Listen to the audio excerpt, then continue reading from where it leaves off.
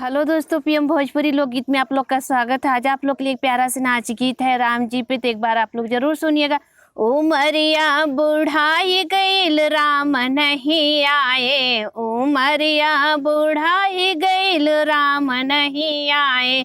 गैया के गोबरा से अंगना लिपाए, गैया के गोबरा से अंगना लिपाए। आंगनवा झुराही गए राम नहीं आए, आंगनवा झुराई गए राम नहीं आए। उमरिया बुढ़ाई गईल राम नहीं आए, उमरिया जू बुढ़ाई गईल राम नहीं आए।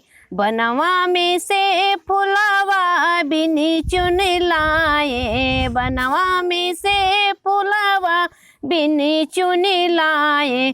फुलवा कुम्हलाई गए राम नहीं आए, फुलवा कुम्हलाई गए राम नहीं आए। उमरिया बुढ़ाई गई राम नहीं आए, उमरिया बुढ़ाई गई राम नहीं आए।